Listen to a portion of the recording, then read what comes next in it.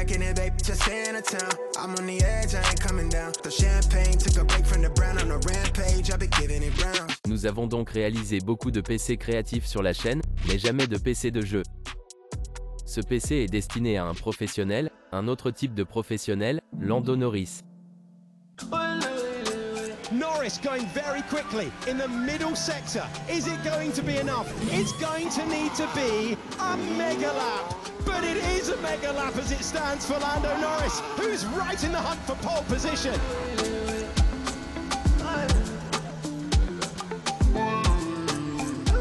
Lando Norris has been on pole position one time before in Formula One. Can he make it two? He can! Lando Norris digs deep and hits the front of the field. Il a battu Max Verstappen de 2/100 de seconde.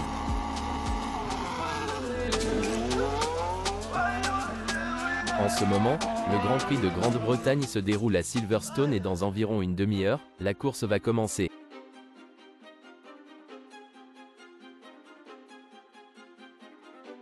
Martin est probablement en train de faire ses interviews maladroites en ce moment. Et je suis prêt à faire le Lando Spike ici même. Brad, Martin Brundle, Sky F1. How are you doing? Nous avons le champagne de vin mousseux officiel Ferrari F1. Alors Lando, allez, continue. Donc, si vous ne savez pas qui est Lando Norris, c'est le jeune pilote britannique de F1 qui a récemment commencé à défier la série de 4 années de victoire de Max Verstappen. Au cours des 5 dernières courses de cette saison, Lando est monté 4 fois sur le podium. Il était premier sur l'un d'eux, deuxième sur 3 d'entre eux. On dirait que Max Verstappen n'a plus la voiture la plus rapide. Et même s'il est en avance au point, le championnat pourrait être en jeu. Parlons donc de cette beauté ici et pourquoi elle est si spéciale. Il s'agit donc évidemment d'un PC sur le thème de McLaren. Et même si elles sont cool et super géniales, nous avons spécifiquement choisi toutes les pièces pour une raison très précise. Tout d'abord la carte mère, car c'est la pièce qui colle le tout. C'est comme le châssis de la F1, la suspension, la boîte de vitesse, l'aérodynamisme, tout est réuni. Et cette carte mère aussi. Maintenant, cette carte mère est l'une des seules cartes haut de gamme ou comme les cartes milieu haut de gamme qui offrent la taille ATX. Je ne veux pas opter pour EATX car cela ne rentrera alors pas dans le boîtier. Et puis nous devons tous créer un nouveau thème en raison de la taille et du bon refroidissement de tous nos composants sur la carte mère, ainsi que de la grande quantité de stockage PCA Gen 5, dont vous entendrez parler dans une minute. Il dispose de nombreuses ES rapides ainsi que d'une compatibilité future. Nous pourrons donc utiliser le même châssis de carte mère à l'avenir. Ensuite, le processeur. C'est l'un des principaux éléments du PC qui vous offre des performances. Il s'agit en quelque sorte du moteur de la voiture ou d'un PC dans ce cas. Et le processeur le plus rapide du F1 2024 est le 7950X 3D d'AMD. C'est le Ryzen 9. Et certains d'entre vous pourraient dire qu'il s'agit du 7800 par 3D. Dans certains cas, la marge d'erreur peut être meilleure, mais nous voulons plus de cœur. Donc, si nous faisons autre chose également, nous serons rapides dans tous les aspects car AMD dit que c'est pour les créateurs et les joueurs. Si vous voulez savoir à quel point cela est bon pour les créateurs, le bouton d'abonnement est votre ami. Il possède 16 cœurs de 32 threads et nous avons réduit un peu plus de performance grâce au PBO sur ce processeur.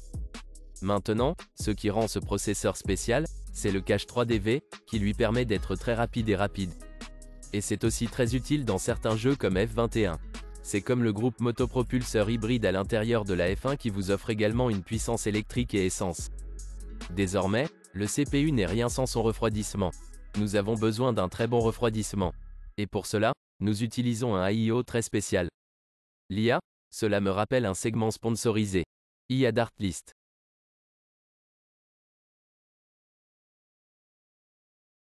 Sponsorisé par Artlist et leur nouvelle fonctionnalité de voix off, à laquelle j'ai un accès anticipé ici. Et je vais vous montrer comment cela fonctionne et c'est assez incroyable ce que cela peut faire. C'est probablement l'une des meilleures implémentations d'IA que j'ai vues et qui fonctionne réellement pour les créateurs. Donc, en gros, vous aurez cette voix off à côté. Ici, vous pouvez écouter les différentes voix de votre personnage, ce que vous voulez que la voix off fasse. J'ai donc copié ici l'un de nos scripts sponsorisés par LG. Je vais juste le coller là-haut.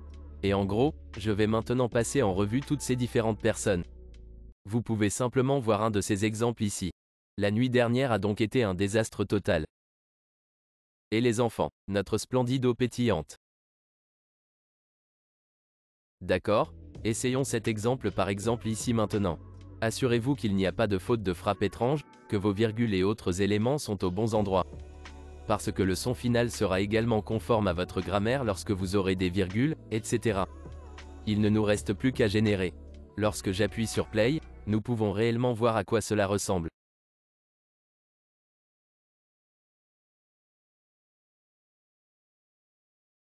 Je veux dire, à quel point est-ce bon? Évidemment, ils ne savent pas vraiment comment prononcer certaines phrases comme OLED n'est pas prononcé OLED. Mais si vous n'avez pas d'expression technique spécifique, si vous avez juste un récit et aucun nom, cela va être incroyable si vous faites une voix off.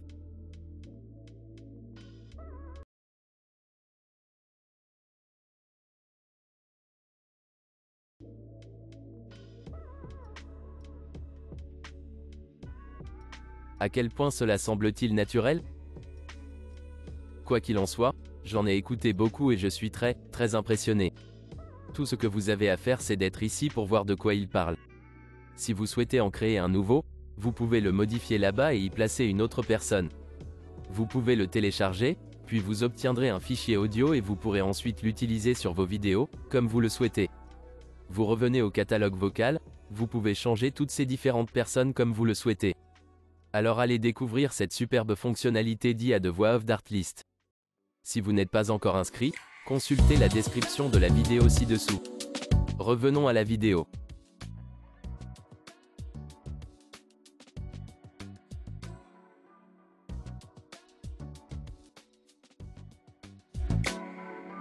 Le haut-parleur est un hydroshift qui déplace les tubes sur le côté. Comme vous pouvez le constater, vous ne pouvez pas vraiment voir les tubes car ils sont cachés. Cela le rend plus aérodynamique et plus frais, de sorte que notre flux d'air à l'intérieur du boîtier sera meilleur et les tubes provoquent moins de turbulences à l'intérieur de notre boîtier pour le flux d'air. Il possède une très bonne pompe issue de la performance Lianli Gala Edge 2. Un radiateur de 31 mm d'épaisseur qui est plus épais que d'habitude et l'écran LCD qui nous permet effectivement de rendre ce PC très personnalisé. Le GPU est probablement l'aspect le plus important de cette version de PC car c'est lui qui offre le plus de performance. Il s'agit du RTX 1490 et du meilleur RTX 1490 que vous puissiez trouver sur le marché. En fait, il s'agit de l'Asus ROG Strix Platinum Matrix et ce n'est pas un RTX 1490 habituel. Il a un AIO intégré donc il est refroidi avec ses 3 ventilateurs sur le côté. Cela n'a pas seulement l'air épique. C'est le plus rapide que vous puissiez obtenir sur le marché et très cher, comme vous pouvez le découvrir grâce au lien dans la description ci-dessous. Il s'agit des meilleures performances GPU que vous puissiez obtenir pour votre jeu F1. Grâce à l'AIO, nous pouvons réellement pousser le GPU à aller un peu plus loin. Nous fonctionnons à 110% de TDP.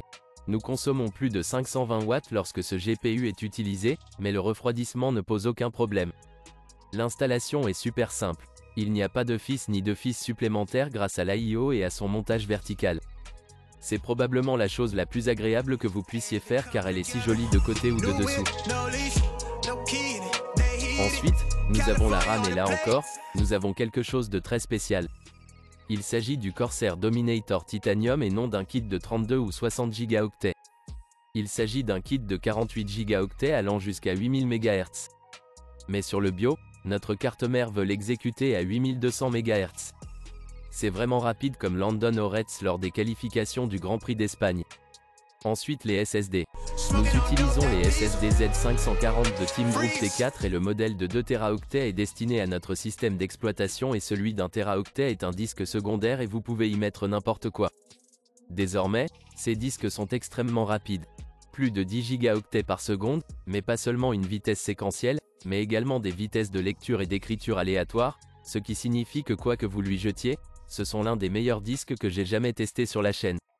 Maintenant, ceci ne ressemble pas tout à fait au SSD Max Verstappen, mais il se situe à moins de 0,25% du SSD Max Verstappen qui est le Crucial T705.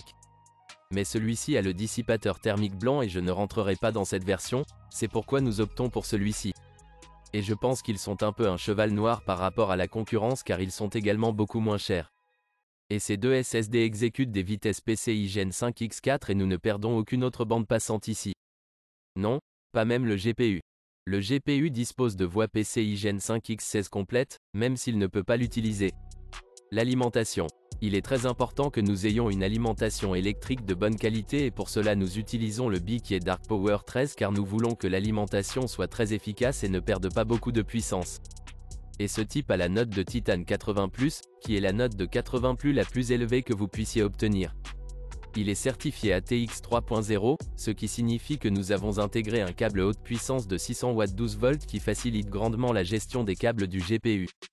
Et il est livré avec un commutateur OCK et en le commutant, il le fait passer de son mode rail à 412 V à un mode ou fonctionnement alternatif à un seul rail.